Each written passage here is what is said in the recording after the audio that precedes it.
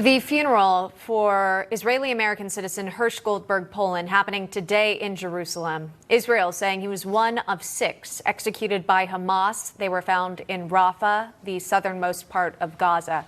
IDF officials say Hamas executed them in underground tunnels shortly before IDF forces reached them. And you may recall back in May, President Biden saying he would stop sending bombs and artillery shells to Israel if it invaded Rafah. Again, that location is where the hostages were found and they were executed. Harley Lippman is joining us, a foreign policy expert, and Josh Haston is a Middle East correspondent for the Jewish News Syndicate. Thank you both for being on. Josh, I'll start with you on the news that we have, the latest. President Biden was asked recently if Prime Minister Benjamin Netanyahu was doing enough. He said just one word: no. Josh, talk to me about what we're seeing today. The president meeting with U.S. negotiators, with Vice President Kamala Harris in the Situation Room. We haven't heard much other than he believes the prime minister is not doing enough in terms of the ceasefire. But there's not a lot of talk about what Hamas is doing.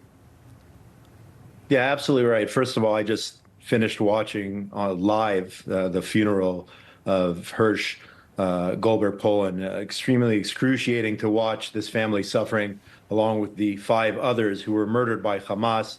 Reports indicating that the IDF was very, very close to rescuing them.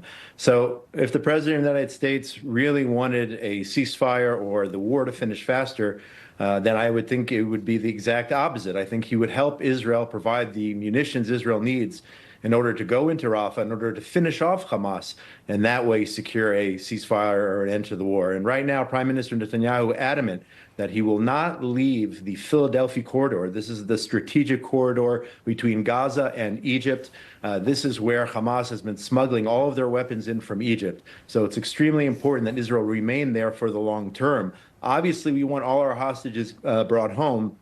The prime minister insists it must be done through military means, in addition to discussions with the Qataris and the Egyptians, in order to bring the hostages home. Yeah, your heart just breaks for the families, right? I think Hersh's family, we kind of all got to know as they were advocating for his release. They spoke out at the DNC.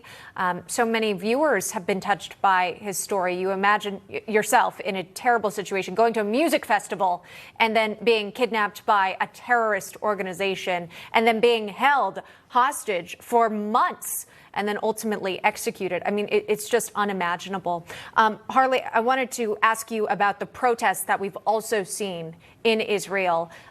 What appear to be a general strike for different industries. Talk to me about these varying viewpoints that we've sort of come to know from Israelis about the state of the war and what next steps should be taken. I'd be delighted to do so, but I hope I don't get too emotional. This has been extremely painful.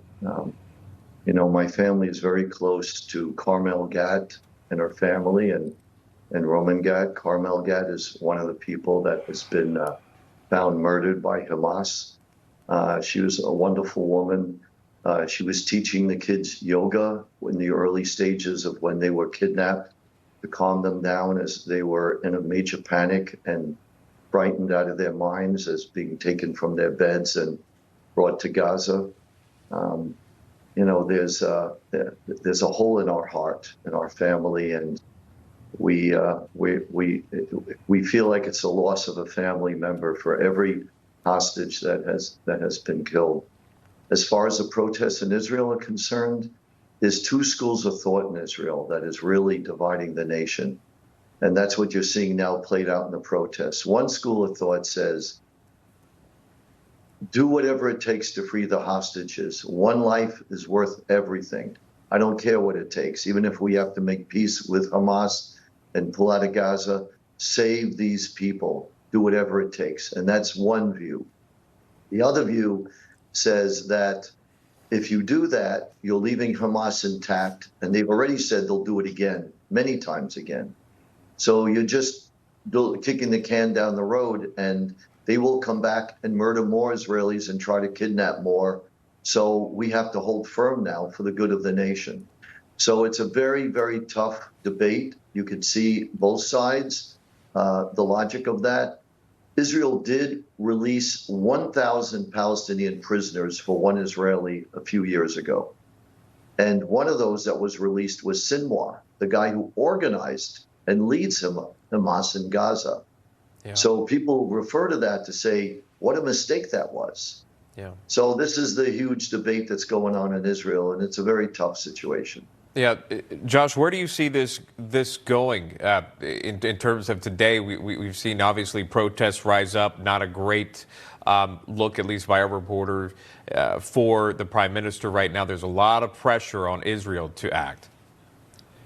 Yeah, there certainly is. But as the prime minister stated, the three main goals of the war must be fulfilled. Number one, Hamas can no longer be the rulers of Gaza. They must be eliminated. Number two, the hostages must be returned.